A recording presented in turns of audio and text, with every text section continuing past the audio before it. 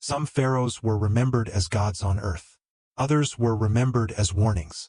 For thousands of years, Egypt built pyramids, temples, armies, tombs, and myths so powerful that the world still studies them today. But behind the gold masks and carved statues, there were rulers whose names carried something much darker. Some ruled with fear. Some erased their enemies from history. Some broke the old gods. Some lost Egypt completely.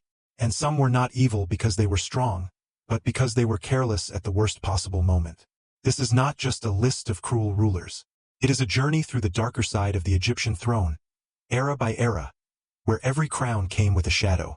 And the first shadow begins with a boy king who simply stayed in power for too long. Pepi II Neferker, the king who outlived his kingdom. Pepi II became pharaoh when he was still a child, around 6 years old. Most children at that age are learning how to read. Pepi was being placed at the center of the most powerful civilization of his world. His reign is often described as one of the longest in recorded history. Some traditions give him more than 90 years on the throne. That sounds impressive, almost legendary. But for Egypt, it may have been a disaster in slow motion. A king who rules too long can become a symbol, but he can also become a blockage. Under Pepi II, real power began slipping away from the royal court. Local governors grew stronger. The old structure of the old kingdom became stiff, tired, and unable to respond. Ancient stories even portray him as a ruler obsessed with comfort, including the infamous tale that he had servants covered with honey so flies would bother them instead of him. Whether every detail is literal or exaggerated, the image is unforgettable. A pharaoh protected from insects while his kingdom slowly cracked around him. When Pepi finally died, Egypt did not smoothly continue. The old kingdom fell apart. The first intermediate period began, bringing division, famine, and chaos. Pepi II may not have destroyed Egypt with a sword. He may have done it by sitting on the throne for almost a century while the kingdom beneath him quietly rotted.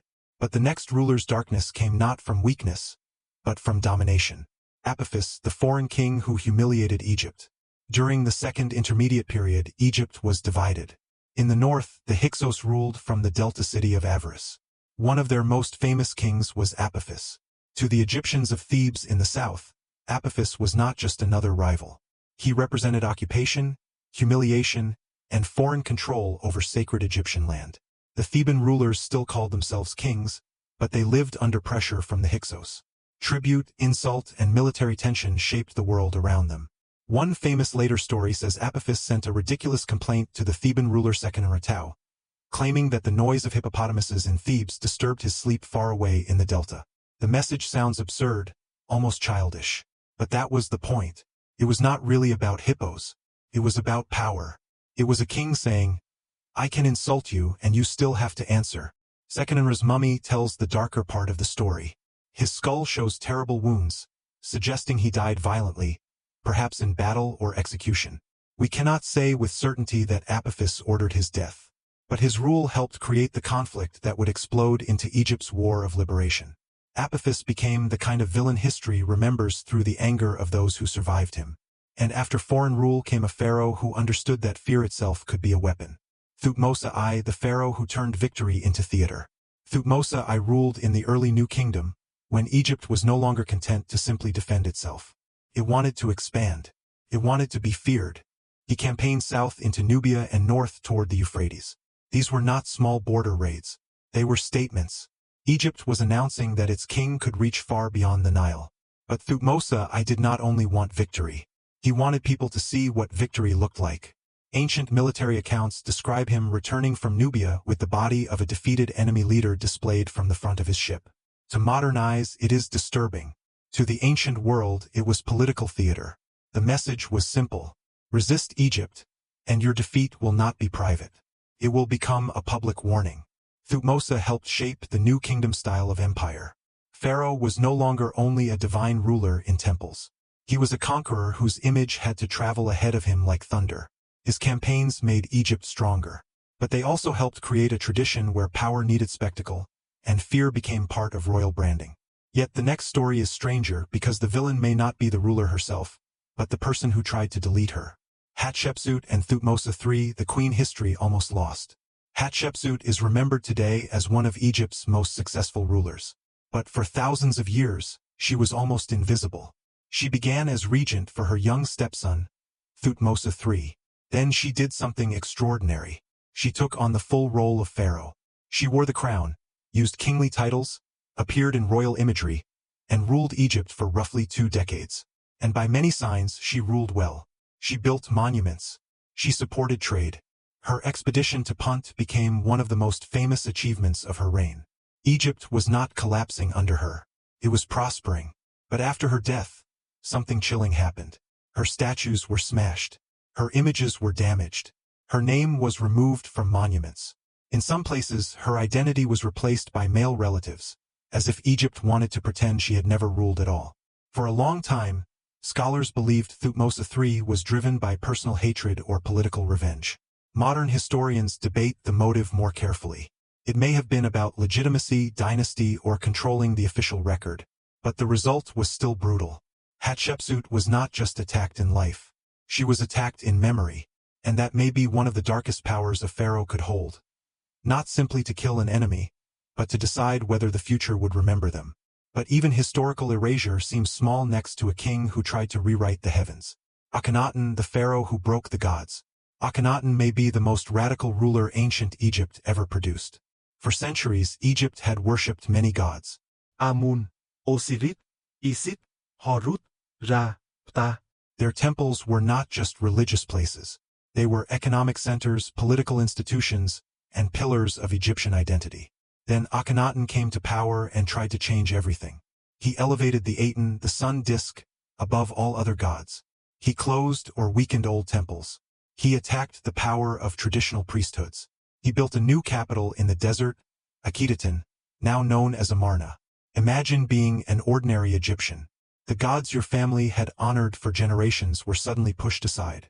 The temples that shaped your world were disrupted. The capital moved. The art changed. The language of power changed. And while Akhenaten focused on his religious revolution, Egypt's influence abroad began to weaken. Letters from foreign vassals during his reign show rulers begging for help as enemies advanced.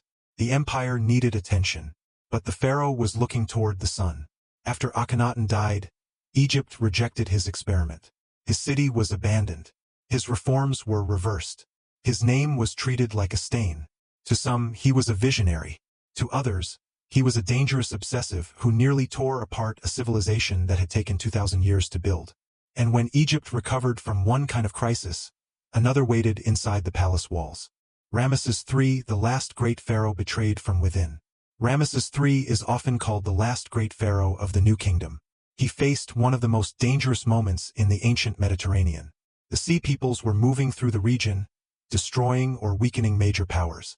The Hittite Empire had fallen. Cities burned. Trade networks shook. Egypt could have been next. Ramesses III fought back. His victories were carved into temple walls, showing Egypt standing against chaos from the sea and land. On stone, he looked like the savior of the kingdom. But stone can lie by leaving things out. Behind the carved victories, Egypt was struggling. Workers at Deir el-Medina, the village of royal tomb builders, went on strike because their food rations were delayed. It was one of the earliest recorded labor strikes in history. Think about that image. The pharaoh's temples celebrated triumph, while the workers building royal tombs were hungry enough to stop working. Then came the palace conspiracy. A secondary wife, Tai, and a group of officials plotted to replace Ramesses with her son, Pentuer. For centuries, the details were hidden in old trial records and damaged mummies. Modern scans revealed that Ramesses III had suffered a deep wound to the throat. The king who survived foreign invasion was brought down from inside his own household. His story feels like the end of an age. Egypt still glorious on the walls, but breaking behind the doors. And later, the danger would no longer come from a palace plot. It would come from an empire too powerful to stop. Taharqa, the pharaoh who challenged Assyria and lost. Taharqa was a Nubian king of Egypt's 25th dynasty. His rule connected Egypt with the powerful kingdom of Kush to the south. He was not a simple villain. In fact, he built, restored, and presented himself as a defender of ancient Egyptian tradition. But history can become dark when ambition meets a stronger enemy. Taharqa repeatedly opposed the Assyrian Empire, one of the most feared military powers of the ancient Near East. Assyria was expanding, and Egypt was pulled into the struggle. The result was disaster. Assyrian forces invaded. Memphis was taken. Taharqa fled south, returned, and then faced renewed attack. Eventually, the Assyrians reached Thebes, one of Egypt's most sacred cities. Thebes was not just a city. It was a spiritual heart, home to temples that had gathered wealth and meaning for centuries. When it was sacked, the shock echoed far beyond Egypt. Taharqa's resistance made him famous. His name even appears in biblical tradition as Taharqa. But fame did not save his dynasty. His story is tragic because he fought a giant and lost. But for Egypt, the cost was enormous. Sacred cities were violated. The old image of Egypt as untouchable was broken. And after Egypt was shaken by Assyria, the final native pharaoh would leave behind an even deeper wound. Nectanebo II, the last native pharaoh who disappeared. Nectanebo II was the last native-born pharaoh to rule ancient Egypt. That title alone carries weight.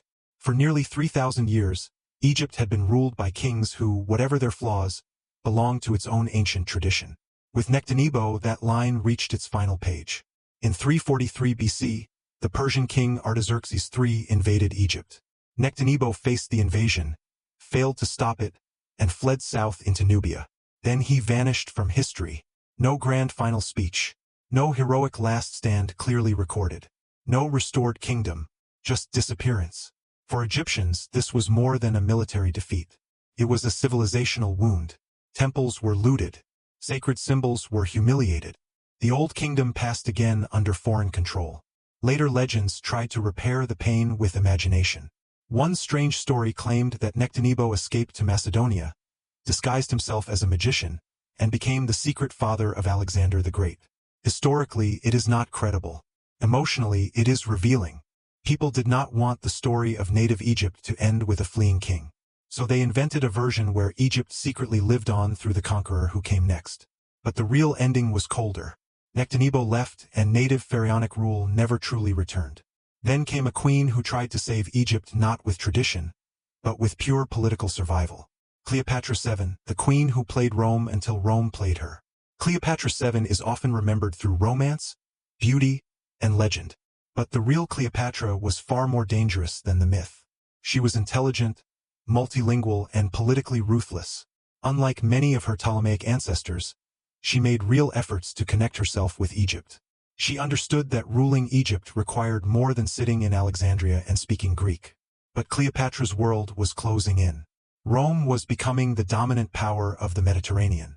Egypt was rich, strategic, and vulnerable. Cleopatra had to survive in a game where every alliance could become a trap. She allied with Julius Caesar. After Caesar's death, she allied with Mark Antony. These relationships were personal, political, and military all at once. But survival came with a cost. Members of her own family became threats. Her brother and co-ruler Ptolemy XIII died after conflict with Caesar's forces. Her sister Arsinoe, who had once challenged her, was later executed after Cleopatra pushed for her removal. To Cleopatra, family was not sacred if it stood between her and the throne. For years, she kept Egypt independent through intelligence, charm, wealth, and nerve. But Rome's hunger was bigger than any one queen. After the defeat at Actium, Antony collapsed. Octavian closed in. Cleopatra tried to negotiate, but the future had already been decided. In 30 BC, she died. And with her died the last independent pharaoh of Egypt. Her story is not simply evil. It is the story of a ruler willing to sacrifice almost anything to keep her crown, only to discover that Rome was willing to take everything. And then, centuries later, Egypt would be ruled by a man who treated Alexandria like an enemy city. Caracalla, the emperor pharaoh who punished a city. By the time of Caracalla, Egypt was no longer independent. It was a Roman province. But Roman emperors still held pharaonic titles in Egypt, presenting themselves as rulers in the old sacred style. Caracalla was one of the darkest men to wear that inherited image. He came to Alexandria in 215 AD. Alexandria was one of the greatest cities of the ancient world, famous for learning, culture, trade, and sharp political humor. And the people of Alexandria had mocked him. They joked about his murder of his brother Geta, who had been co-emperor. They mocked his obsession with Alexander the Great. To a secure ruler, satire is annoying. To Caracalla, it was unforgivable. Ancient sources say he gathered young men of the city under a false promise, possibly of military honor, and then ordered his soldiers to attack. The exact number of deaths is debated, but the event was remembered as a massive massacre. Afterward, he punished the city further. Institutions were restricted. Soldiers occupied Alexandria. A city of learning was treated like a conquered enemy. Caracalla did not build Egypt. He did not understand Egypt. He inherited the title of pharaoh as part of Roman power and used that power to answer jokes with terror. 2 years later, he was assassinated during a military campaign. His ending was undignified, almost absurd. But for Alexandria, the damage was not funny. It was another reminder that the old title of pharaoh had survived long after its sacred meaning had died. So who was the most evil pharaoh? The answer depends on what kind of darkness you fear most. Pepi II shows the danger of a ruler who stays too long and lets a kingdom decay. Apophis shows the humiliation of occupation. Thutmose I shows conquest turned into performance.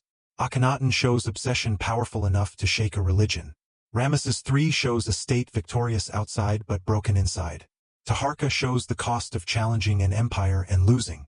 Nectanebo II shows the pain of abandonment. Cleopatra shows survival taken to its sharpest edge.